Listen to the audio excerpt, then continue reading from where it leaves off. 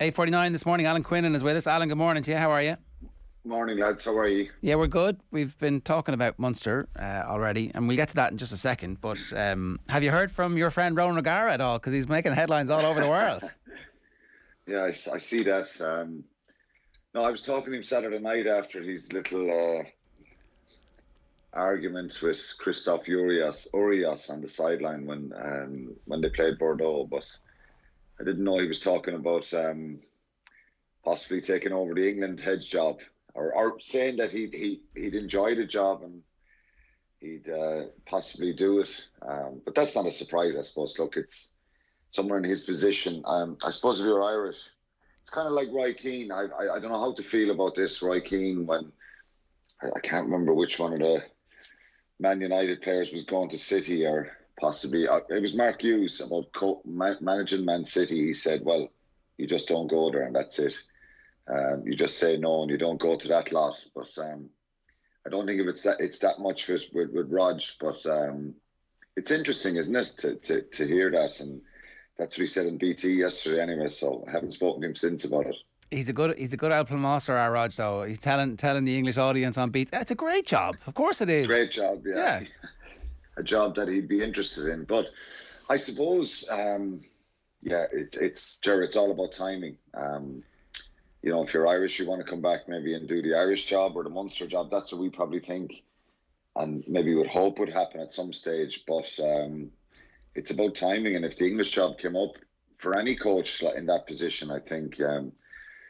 I remember talking to Clive Woodward a number of years ago when we were doing stuff together on Sky, and would he go back into club management? And we were chatting about someone who was going to be an international coach, and he said, look, international rugby is where it's at, and if you're a coach, you have to look at that. It's a different job because you don't have that day-to-day workings, but for any coach who's on the club scene, if they were in contention for a job like that, I think they'd certainly have to look at it.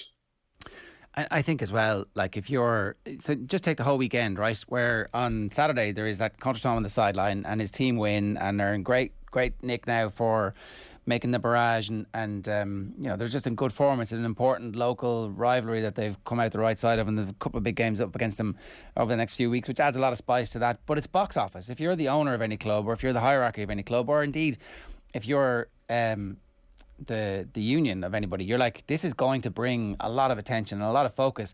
Not only that, the rugby that his team plays is excellent. Like, he wants to keep the ball alive, he wants to entertain the crowd, he wants the players to feel like they're smart. It's like he's just reaching a bit of a sweet spot in his career now where he makes news whatever he says.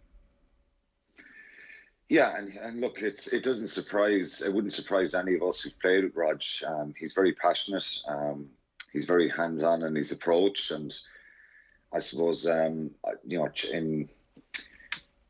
Urias was kind of offended by him being on the sideline and gesturing and shouting, and he said something in French that it was too much cinema, and then Rog had a few words with him. I think it's pretty harmless, really, but it's a good crack, though. He is great. It's brilliant to see.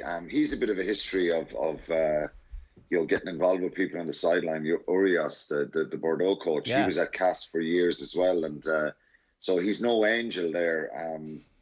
And Rog, I think, has shown a bit of passion. It was brilliant to see. It was all over Twitter, and it was on our WhatsApp group as well.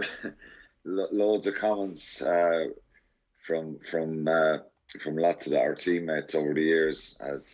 But look, I think the most important thing is you win the game, and he got a brilliant win there with his team in Bordeaux. They're in a good position now, but it didn't surprise me. I have to say this right, because he'll kill me. His passion doesn't surprise me.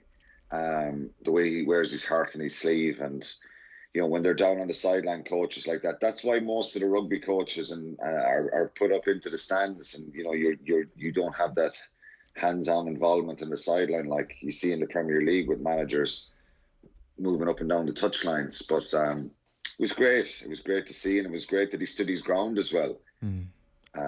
He wasn't allowed to be bullied, and I think Urias obviously took some sort of offence to Rog encouraging his team, and I didn't see anything wrong with it. Yeah, it's celebration policing. But like the best part about it is Urias being unhappy with Ronan O'Gara being on the sideline, and Urias himself appears on the sideline to give out Ronan O'Gara. Well, he's running up and down the sideline most matches, and I've seen him do that over the years, and you can see clearly he's had some altercations with people. So I'm glad Rog stood his ground and stood up to him. Should we have more head coaches on the sideline, Alan? Like, I mean, can your more technical staff, not more technical, but your technical staff do the job with the eagle-eyed view? I don't know. I think you could have too many involvements, and I don't know why it happens. Sometimes you see it in France; they are allowed, depending on the stadium. So maybe there's the seats back in the stadium in Bordeaux. They're far back from the pitch, so. I actually don't know why both of them were standing down, or were they there for the whole game?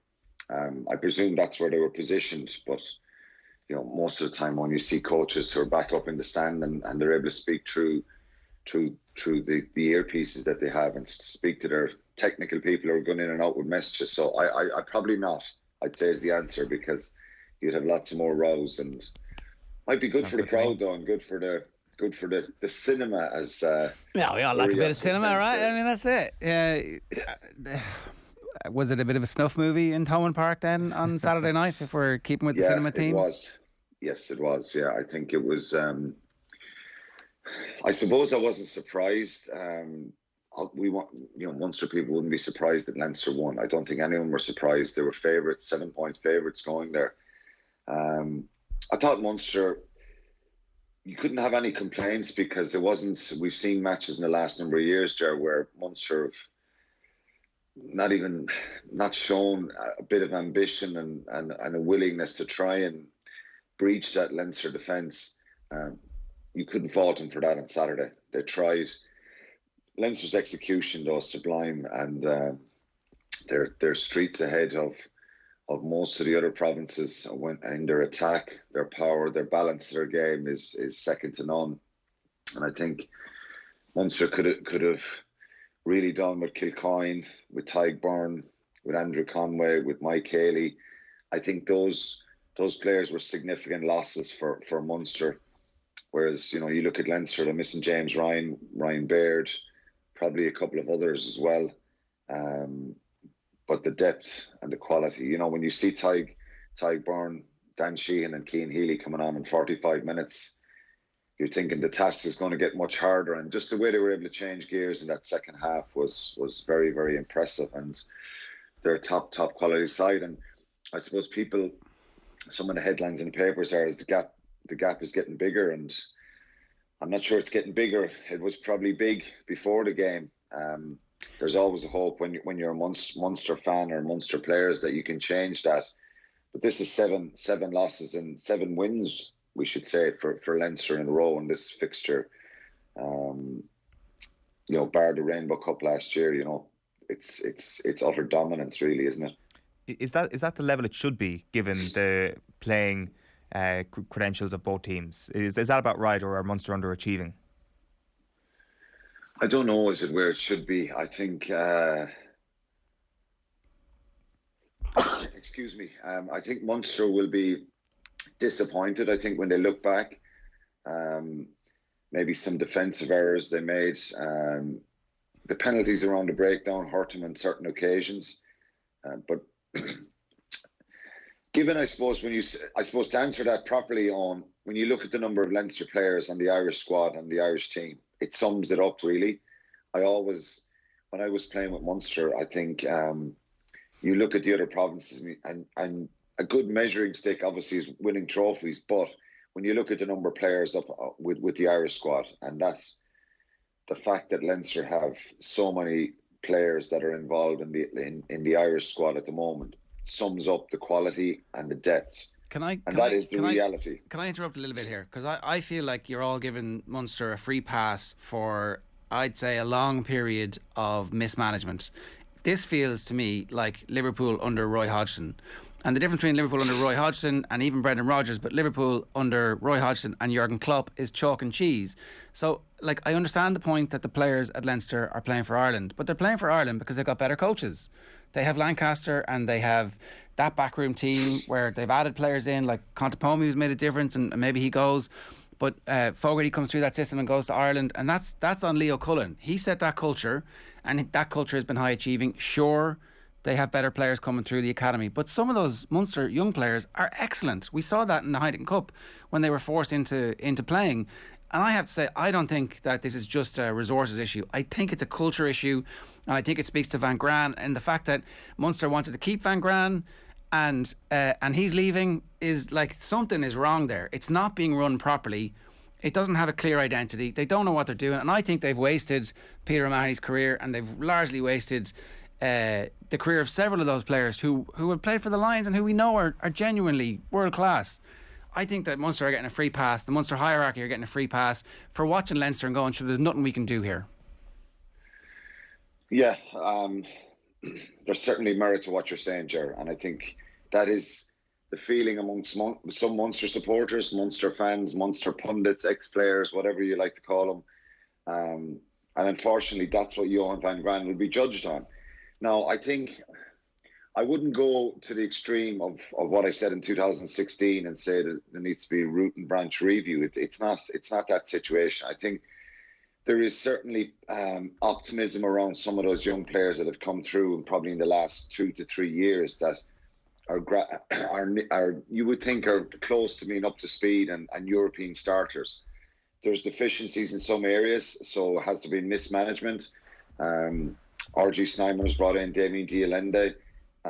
There's issues in the front row that haven't been addressed, and are now you're now in a situation where front row players are very hard to come by. You can get second rows, back rows everywhere if you want to sign overseas guys. We've seen a really good Munster backline on paper for a number of years. That's probably fair to say, that have been completely underutilised. And what we've seen now in the last couple of months is definitely a change in the way they're trying to play.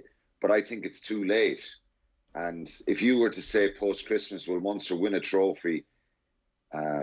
It was unlikely. It was in the scenario of, well, possibly, well, if they get a home semi-final, and if they get into a final, and you never know on the day, but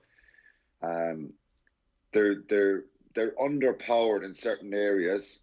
But it is fair to say that they've been mismanaged, and Stephen Larkham and Johan van Gran haven't taken this team forward to the level that people expect they should have, and they've got to own that and deal with that. That's why it's vitally important now that there is a change. There is a change in playing style. I think there has been a fair bit of improvement in bringing those players through. So I would probably be much more irate if we weren't seeing the likes of Quinlan coming through, Craig Casey, the Wycherley brothers, Thomas Ahern. The young out halves, yeah, exactly, yeah. Yeah. So look, I think that does probably give a little bit of comfort, but the reality is, when you're a head coach and you're paid well to do a job and you don't win trophies, well, there has to be questions asked about the way it's been managed and run. Okay, one last question. Just France beat Ireland in the Six Nations, and it felt like this was always going to be the case. The game was over by half time. Greg McWilliams and Niamh Briggs have a very difficult job to try and match the French and the professional teams in the Six Nations. The game against Italy is going to be one where we do judge them and get a fair opportunity to see how well their ideas are being implemented by the current team. Is that fair? It is, yeah. And I think, look, it was always going to be difficult going to France, and the set piece capitulated again, the handling errors, and that. Look, I think some of those situations are down to just pressure. Of course, there's some basic skills that let them down, but Ger, we have no option here but to be patient and allow time here. You can't just make a raft of changes, Greg McWilliams, and they probably have to suffer a little short-term pain to try and improve in the long term. The one area where you can't just have a quick fix solution is physicality, size, power, and they're underpowered in that, that forward pack. So that is a concern. For them now, the focus just has to be trying to get better, and the pressure that's on the Italian performance now and a win there, I think that's the one where they will be probably judged a little bit more harshly. But I felt sorry for the women again. They don't want us to feel sorry for them. They've clearly stated and openly said that, but they've got to get better and they've got to improve quickly. And maybe I'm saying that we don't expect them to win matches is a free pass. Maybe like what you're saying about Munster, but we have to give them a little bit of time, and that's just the reality. Okay, all right, Alan. Good stuff. Thanks a million for that. Cheers. Cheers. Thanks, sir. You'll get the full post-mortem on the Red 78 this week, the Munster podcast from Alan and Niamh Briggs a little bit later on this week. And of course, we'll also have our Six Nations show with Vodafone Live in a couple of days, looking back at the France game and looking forward to the Italy game as well.